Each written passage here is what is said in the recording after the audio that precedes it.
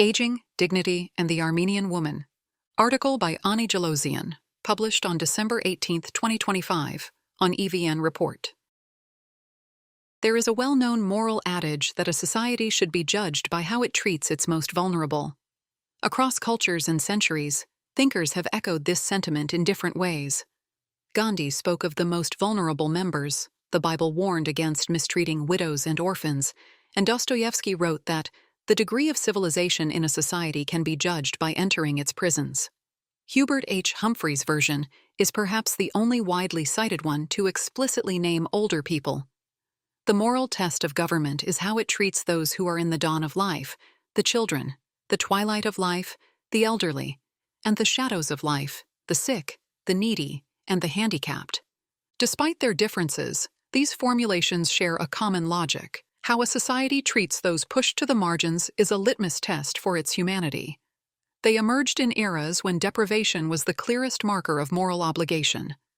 And yet, in the 21st century, when people live longer, healthier, and more productive lives, aging is still treated as an aberration rather than an intrinsic part of the human condition.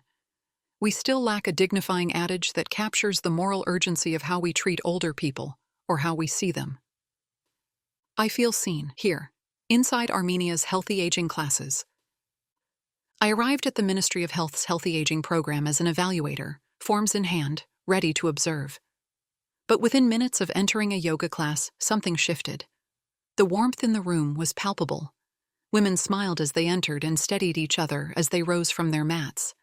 The instructor demonstrated gentle adaptations for stiff hips, arthritic knees, and shoulders worn from decades of caregiving. Eventually, I put away my laptop, sat cross-legged in my jeans, and joined them. In a forward fold, I felt someone watching me. "Look at our Ani," one woman called out with a grin. The others laughed softly and returned to their breathing. I realized I wasn't just observing a program. I was witnessing a community quietly, tenderly building itself. After the session, we sat in a circle. Their reflections tumbled out in joyful, overlapping bursts. "I used to have terrible back pain," one woman proudly stated. "Now I don't feel pain at all." Another shared, "I thought I wouldn't be walking in 2 years. Now I lift my arms over my head." An older woman who was doing yoga from her chair reported, "The doctor said I needed implants. Now I don't." Someone else chimed in, "My blood pressure drops every time I come." Then came the emotional shifts, the ones that can't easily be quantified. Smiling warmly, one woman reflected, "We can share our lived experiences here." Another quietly admitted, "I used to get angry so easily. Now I see the positive in everything." Toward the end of the session, a woman approached me, glowing, and stated, "These classes gave my life a restart." Women who had spent years alone told me how their isolation slowly gave way to belonging. They spoke with a kind of relieved joy, saying the program had breathed life into them and made them feel human again. The cognitive sessions carried this same tenderness. Women gathered around puzzles and memory games, even practicing tasks like writing with both hands. They celebrated every small triumph. "I feel my memory and concentration improving," one woman shared. Another beamed, "I started playing chess again. I even won 2 games last week." A woman who had suffered 2 strokes told me, "I used to walk slowly. Now I walk quickly." A retired teacher leaned in and said softly, "At 70, I found myself again." And another, once isolated, added with quiet pride, "I never left the house before. Now I want to be around people." These sessions were not just about memory drills. They were about identity, meaning, and the restoration of self. One woman said it plainly, "I feel seen here." But outside rooms like these, opportunities shrink. As Hasmik Gevorgyan, a human rights defender, co-founder of New Justice Culture, and a veteran of the domestic violence field explained, the lack of such spaces is not just logistical, it's emotional. We need far more centers and programs for older people, cultural programs and safe spaces where they can talk, she explained. She added that many older women hesitate even when such programs exist, carrying a lifetime of messages that their needs and joys are secondary. There is a taboo, a sense of shame. They think, "At my age, what can I possibly do?" We need to overcome this mentality. The Armenian Woman Who Ages. If vulnerability is a mirror, the aging Armenian woman reflects everything we prefer not to confront about loneliness, gender, care, and responsibility. Older Armenian women are expected to be endlessly resilient, caretakers of grandchildren, guardians of memory, holders of tradition, while simultaneously being pushed to the periphery of public life. The mythology of the strong Armenian grandmother flattens their real human needs for rest, recognition, community, learning, and emotional support. The women I met were not seeking charity. They wanted reasons to leave the house, places to gather, people who valued them, opportunities to grow, and acknowledgement that their lives still carry purpose. This hunger for engagement is not anecdotal. In 2019, a qualitative study by Christina Jilozian, who later helped shape the state Healthy Aging program, identified the same unmet need. Older adults expressed clear desires for structured learning and described how continued intellectual engagement helped them feel mentally sharper and more socially connected. At the time, Jilozian concluded that Armenia does not currently support opportunities to promote learning in old age. There were no age-friendly learning programs, no universities of the third age, and few spaces that treat education as a natural part of later life. The Healthy Aging program, launched in 2023, was the state's first serious attempt to address this gap, and what I witnessed in those classrooms reflected Jilozian's findings with remarkable clarity. The women were hungry for movement, stimulation, conversation, and the chance to sit at a desk again and feel like students rather than burdens. When they spoke about puzzles or playing chess again or writing with both hands, they weren't recounting activities. They were describing a return to self. Against this backdrop, the conversation has slowly begun to shift, owing primarily to sustained voices from civil society working in partnership with the government. In recent years, Alzheimer's Care Armenia, ACA, a nonprofit organization at the forefront of dementia care, prevention, and institutional capacity building, has played a central role in bringing cognitive health into the public and policy agenda. Working in close partnership with the Ministry of Health and with technical support from Alzheimer's Disease International, ACA helped spearhead the development of Armenia's National Dementia Prevention Plan, which was approved in 2023. The National Dementia Prevention Plan's vision of a memory-friendly society feels both urgent and profoundly unfinished. On paper, it calls for early diagnosis, risk reduction, better data, caregiver support, and multi-sector collaboration. In reality, most older women still rely on their families, their own coping skills, and the occasional NGO-led intervention. The rest is left to chance. Armenia is entering a new demographic era, one marked by longer lives alongside a quiet but accelerating rise in age-related conditions. According to the National Dementia Prevention Plan, Alzheimer's disease and other dementias now account for 4.4% of all deaths in Armenia. In a 2023 baseline cognitive screening of about 4,500 older Armenians conducted by ACA, at least 1 in 10 showed signs of cognitive decline. Yet early detection remains rare, misinformation is widespread, and memory loss is still too often dismissed as just aging. And while ACA's screenings are laudable, Armenia is only now taking the first steps toward developing a national dementia registry, an effort led by ACA, the Yerevan State Medical University, and the National Institute of Health.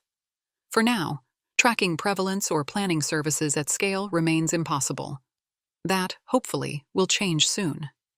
Meanwhile, the structures meant to support older Armenians remain painfully thin.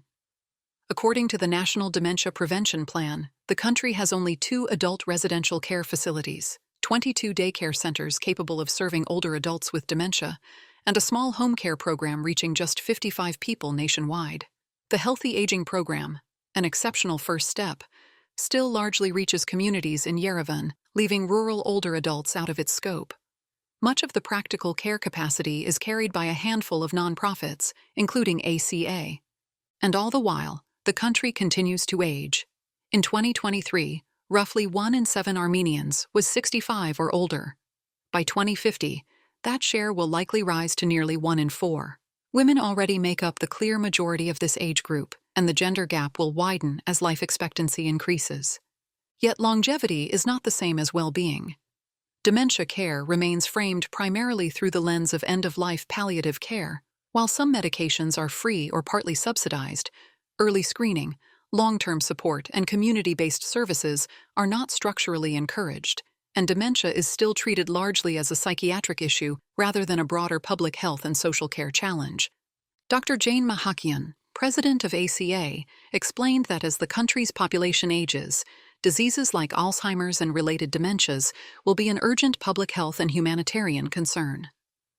Memory cafes and healthy aging clubs are not a luxury, they are a lifeline, providing social connection, cognitive stimulation, and dignity to older adults who would otherwise face isolation and rapid decline, Mahakian explained.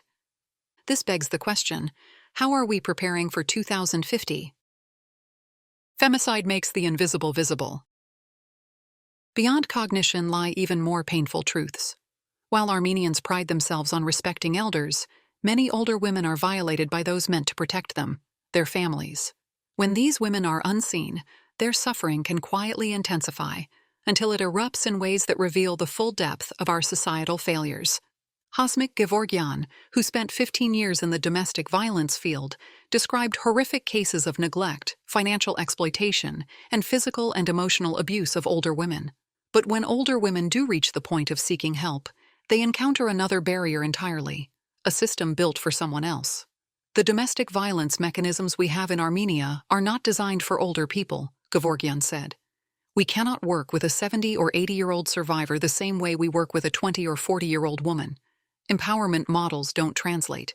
You can't tell a 75-year-old, leave your home, we'll empower you, you'll get a job. It isn't realistic. The supposed options for older survivors are often no options at all. An older survivor usually has 3 choices. Gevorgyan explained. Return to the violent home. Stay with a relative. Though if such support existed, she likely wouldn't have stayed in abuse for years, or be placed in a nursing home, which is profoundly traumatic for someone who built a life in her own home. Their silence is often misinterpreted as acceptance.